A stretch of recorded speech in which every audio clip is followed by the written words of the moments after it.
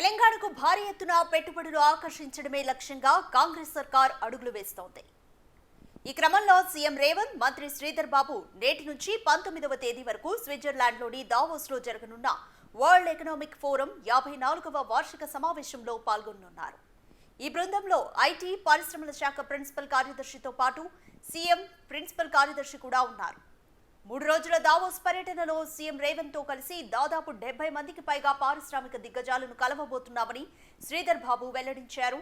CM Revanth Reddy ఆధ్వర్యంలో తెలంగాణ అధికారిక బృందం దావోస్లో పర్యటించనున్నారు.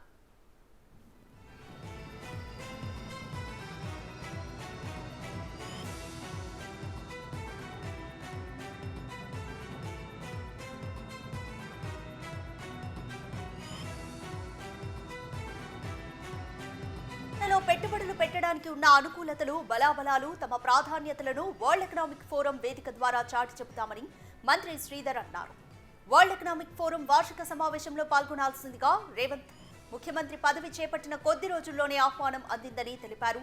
తెలంగాణ ఏర్పడిన తర్వాత ప్రపంచ ఆర్థిక ఫోరం సమావేశానికి వెళ్తున్న రాష్ట్ర అధికారిక బృందానికి ముఖ్యమంత్రి నేతృత్వం వహించడం ఇది తొలిసారి అని శ్రీధర్ బాబు స్పష్టం చేశారు.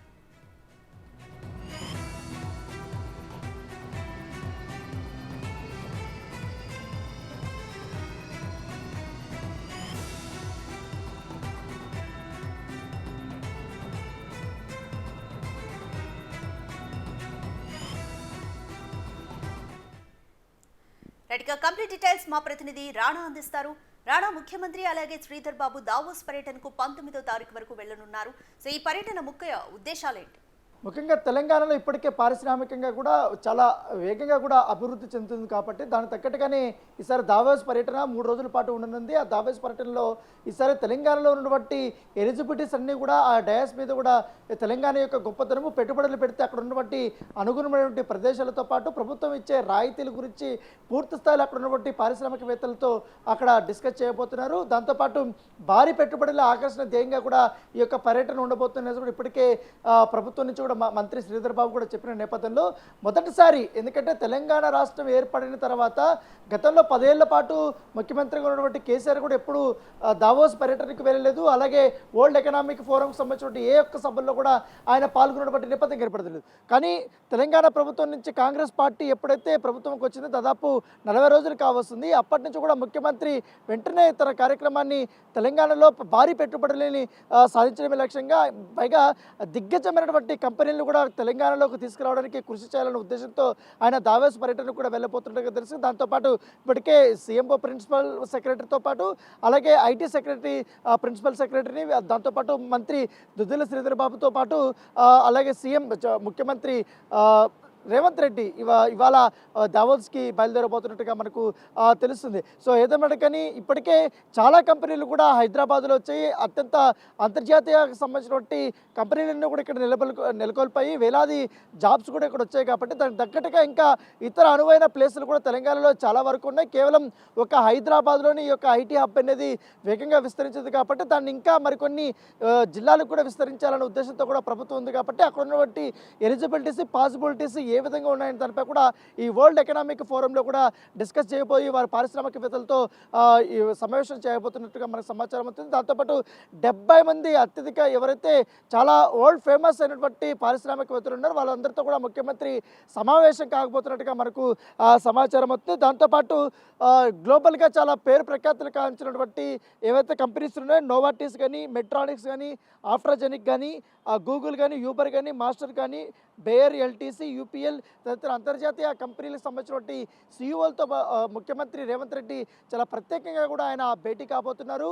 ఎందుకంటే ఇటు తెలంగాణ రాష్ట్రం ఏర్పడిన తర్వాత ఇప్పుడు కొత్తగా ప్రభుత్వం వచ్చింది కాబట్టి మన కొత్త ప్రభుత్వం ఐటీ పాలసీతో పాటు అనేక పారిశ్రామిక అభివృద్ధికి ఏమేమి చర్యలు తీసుకోబోతున్నాం అనేది కూడా పూర్తిగా వారికి వివరించబోతున్నారు. వివరించడంతో పాటు గతంలో ఉన్నటువంటి కంపెనీస్కి వారికి ఇచ్చినటువంటి రాయితీల గురించి కానీ, ఇక్కడ ఉన్నటువంటి పాసిబిలిటీస్ ఏ విధంగా ఉన్నాయి, మిగతా సిటీలతో పోల్చుకుంటారు, బెంగళూరు కానీ, ముంబై కానీ, ఢిల్లీ కానీ, కోల్కతా కానీ, ఇట్లా చెన్నై కానీ, ఈ సిటీలతో పోల్చుకుంటే ఇక్కడ ఉన్నటువంటి అనువైనటువంటి ప్రదేశాలు కానీ, ఇక్కడ ఉన్నటువంటి పాసిబిలిటీస్ కానీ పూర్తి స్థాయిలో కూడా వారికి సీఈఓలకు కానీ ఇట్లా పారిశ్రామికవేత్తలుగా కూడా ముఖ్యమంత్రి కానీ ఇటు శ్రీధర్ బాబు కానీ ఐటీ సెక్రటరీస్ కానీ వీళ్ళు పూర్తి స్థాయిలో వివరించబోతున్నట్టుగా మనకు సమాచారం అవుతుంది. ఇటు దేశీయ కంపెనీలపైన కూడా పూర్తి స్థాయిలో వీరు ఫోకస్ పెట్టినట్టుగా తెలుస్తుంది. ఎందుకంటే ఇప్పటికే టాటా కంపెనీలు హైదరాబాద్లో పలు కంపెనీలు కూడా నెలకొల్పిన నేపథ్యంలో అలాగే కొత్తగా వచ్చినటువంటి కంపెనీలు కూడా ఇటు హైదరాబాద్లో పాటు అలాగే ఈ సంగారెడ్డి కానీ ఇటు పరిసర ప్రాంతాల్లో ఎక్కువగా కూడా